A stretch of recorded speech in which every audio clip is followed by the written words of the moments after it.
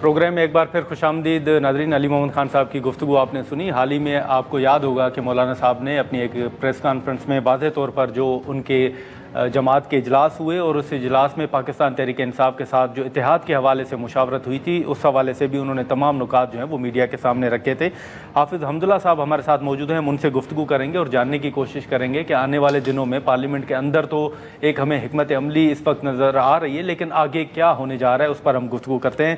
حافظ صاحب بہت شکریہ سر وقت نکالنے کا۔ اس وقت انڈیا اور پاکستان کے درمیان جو ٹینشن چل رہی ہے، آپ سمجھتے ہیں کہ پارلیمان کے اندر اور باہر تو اس معاملے پہ آپ حکومت کے ساتھ ہیں، یک زباں ہیں، لیکن ابھی بھی تحفظات ہیں، آپ کو بھی ہیں، پی ٹی آئی کو بھی تحفظات ہیں، آگے کیا دیکھ رہے ہیں، کیا ہوگا؟ بسم اللہ الرحمن الرحیم، بہت شکریہ۔ جہاں تک آپ نے انڈیا کی بات کی، انڈیا کے حوالے سے ہم ملک کے ساتھ ہیں، حکومت کے ساتھ ہم نہیں ہیں، صحیح، لہٰذا جغرافیے کے ساتھ ہے، ہم اپنے سرزمین کے ساتھ ہیں، اپنے ملک کے ساتھ ہے، کسی شخص کے ساتھ نہیں ہے، کسی پارٹی کے ساتھ نہیں ہے، بلکہ ہم سب اپوزیشن کی پارٹیاں ہوں یا حکومتی پارٹیاں ہوں، ہم انڈیا کے مقابلے میں ملک کے ساتھ ہیں۔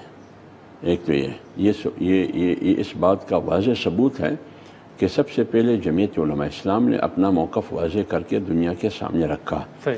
مینار پاکستان میں مولانا صاحب نے بذات خود اعلان کیا، تو اس سلسلے میں کوئی دوسری رائے نہیں ہے۔ جب انڈیا کی بات آتی ہے اور وہ دشمنی پہ اتر آتا ہے، وہ بدماشی پہ اتر آتا ہے، تو اس وقت جمعیت علماء اسلام ملک کی دفاع کے لیے صف اول کا کردار ادا کرے گی۔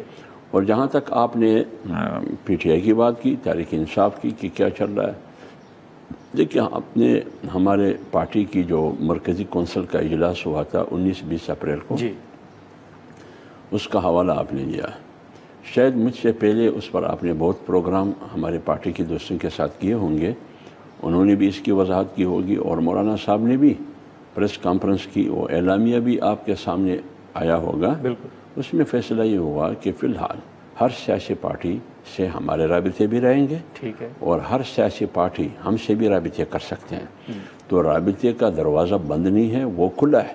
اچھا، ہاں، جہاں تک اتحاد کی بات ہے، فی الحال جمعیت علماء اسلام کا فیصلہ یہ ہے مرکزی کونسل کا کہ ہم کسی قسم کی اتحاد کا، خواہ وہ حکومتی اتحاد ہو یا اپوزیشن اتحاد، اس کا حصہ ہم نہیں بنیں گے۔ البتہ رابطے جیسے پہلے تھے ماضی میں اپوزیشن کی جماعتوں سے، اسی طرح برقرار بھی رہے گی۔ جب ضرورت پڑے تو جو مشترکات ہو وقتاً فوقتاً اس پر ہم یکجا بھی ہو سکتے ہیں۔ نہیں، لیکن حافظ صاحب پھر آپ کے ساتھ نہ چلنے کی وجہ سے وہ جو پی ٹی آئی نے کہا تھا کہ عید کے بعد ہم حکومت کے خلاف تحریک چلائیں گے، وہ تحریک تو پھر نہیں چل پا رہی، تو آپ سمجھتے ہیں کہ تاخیر ہو رہی ہے؟ نہیں، دیکھیے یہ جواب، اس سوال کا جواب تو آپ کو پی ٹی آئی دے سکتی ہے، ٹھیک ہے، کہ پی ٹی آئی نے جو عید سے پہلے اعلان کیا تھا کہ عید کے بعد ہم تحریک چلائیں گے، تو انہوں نے کیوں تحریک نہیں چلائی؟ سر وہ کہہ رہے ہیں مولانا صاحب ساتھ نہیں، تو یہ میں نے نہیں سنا ہے۔ اگر ان کی تحریک کا دار و مدار مولانا صاحب پر ہے، جمعیت علماء اسلام پر ہے، تو کیا اس کی اپنی پارٹی نہیں ہے؟ کیا اس کا اپنا اپوزیشن اتحاد نہیں ہے، تحریک تحفظ آئین پاکستان؟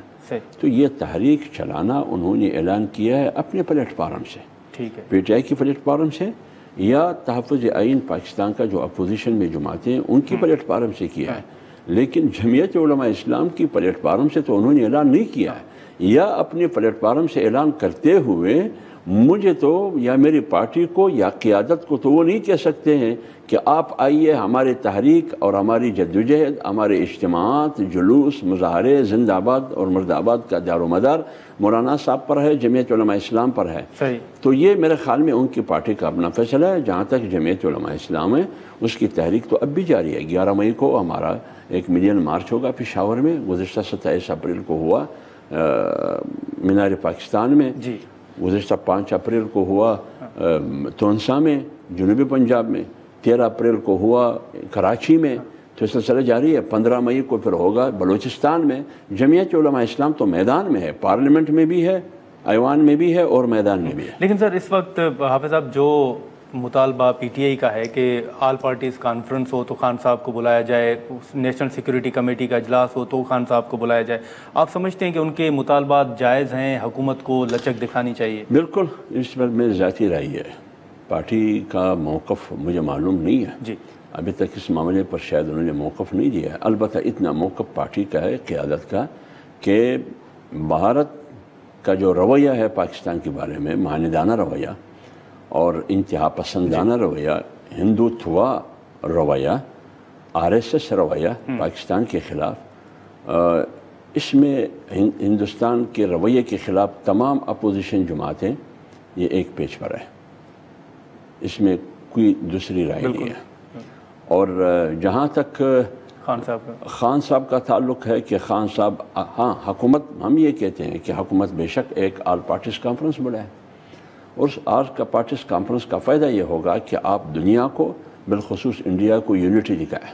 ٹھیک ہے، یعنی آلریڈی تو اپوزیشن ہے ایک پیج پر، لیکن اگر PTI والوں کا ایک مطالبہ ہے تو 3 گھنٹے کے لیے، 4 گھنٹے کے لیے عمران خان صاحب کو ان کے مطالبے کو مانتے ہوئے اس آل پارٹیز کانفرنس کا حصہ بنایا جائے۔ اگر وہاں سے نہیں تو پھر جیل سے ان کو زوم پر لیا جائے، کیا کہتے ہیں، ویڈیو کال پہ لیا جائے، تو میرے خیال میں اس میں کوئی قواعد نہیں ہوگی۔ اس میں ملک کا بھی فائدہ ہوگا، قوم کا بھی فائدہ ہوگا کہ قوم اس معاملے میں ایک پیج پر ہے، قوم نے یکجہتی کا مظاہرہ کیا۔ فرض کرے حکومت کو وسط ظرفی کا اور فراخ دلی کا مظاہرہ کرنا چاہیے، اس سلسلے میں انانیت، خود پسندی اور تنگ نظری سے کام نہیں لینا چاہیے۔ حافظ صاحب، آپ کے مولانا صاحب کے مطالبات ہیں الیکشن کے حوالے سے، فارم 47 کے حوالے سے، خود آپ کے تحفظات ہیں خیبر پختونخوا میں جو الیکشن ہوئے اس حوالے سے بھی، لیکن سینیٹ کے اندر ابھی بھی خیبر پختونخوا کی نمائندگی نہیں ہے۔ آپ سمجھتے ہیں کہ اس حوالے سے بھی آنے والے دنوں میں کوئی آپ بات کرنے جا رہے ہیں، کوئی آواز اٹھانے جا رہے ہیں؟ دیکھیں، خیبر پختونخوا اور بلوچستان میں سینٹ میں ایوان، واقعی خیبر پختونخوا میں سینٹ کے انتخابات نہ ہوتے ہوئے اس کے نتیجے میں ایوان نامکمل ہے۔ جی، آپ کا جو ایوانی بالا ہے وہ غیر مکمل ہے، ناقص ہے۔ تو اس سلسلے میں جتنا بھی جلدی ممکن ہو سکے، آئینی تقاضا ہے، دستوری تقاضا ہے، انتخابات کیا جائے۔ جو بھی منتخب ہو جاتا ہے وہ ایوان کا حصہ بنے گا۔ تو لہٰذا اس میں تو ہمارا یہی تقاضا ہے کہ یہ ہونا چاہیے۔ لیکن اس سے بڑھ کر بڑا مسئلہ خیبر پختونخوا اور بلوچستان کا یہ ہے کہ مائنز اینڈ منرلز ایکٹ جو پاس ہوا ہے خاص کر بلوچستان سے، اس سے بلوچستان میں بہت بڑا انتشار، بہت بڑا خلفشار ہے، کیونکہ وہ قانون، جو ایکٹ پاس ہوا ہے، جو بل، وہ آئین کے بھی خلاف ہے، دستور کے بھی خلاف ہے، 18ویں ترمیم کے بھی خلاف ہے، جو صوبائی خود مختاری کی ونڈو ہمیں دیتے ہیں اس کے بھی خلاف ہے۔ لیکن سر یہ پھر منظور ہو کیسے گیا؟ کیا اراکین لا علم تھے اس حوالے سے کہ یہ بل ہے؟ اس سلسلے میں جمعیت علماء اسلام نے اپنے اراکین سے جواب طلبی کیا ہے۔ مولانا فضل الرحمان صاحب نے خود اعلان کیا کہ ہمارے جن اراکین نے یہاں چشم پوشی کی ہے یا جس نے ووٹ کیا ہے یا جو اس کا حصہ بنا ہے، کسی نے بھی کسی شکل میں اس کو شوکات نوٹس دیا ہے، اس سے جواب طلبی کی ہے۔ وہ جواب طلبی سے پارٹی مطمئن ہوگی یعنی پارٹی قیادت مطمئن ہوگی یعنی ہوگی، البتہ اتنا فیصلہ ہوا۔ لیکن یہ جو کچھ فیصلہ ہوا، ابھی تو چیزیں سامنے آ رہی ہے، میڈیا پر آپ دیکھ رہے ہیں، خاموشی سے نہیں ہوا ہے۔ تقریباً 28 فروری کو یا 26 فروری کو یہ بل آیا ہے اسمبلی میں اور 12 مارچ کو پاس ہوا ہے۔ تقریباً یہ 20 دن بنتے ہیں۔ تو 20 دن میں تو میرے خیال میں یہ پوشیدہ اور خاموشی سے سوئے ہوئے ماحول میں تو یہ نہیں ہوا ہے۔ تو پھر کیسے ہوا، کیوں ہوا، کس نے اس کو سپورٹ کیا؟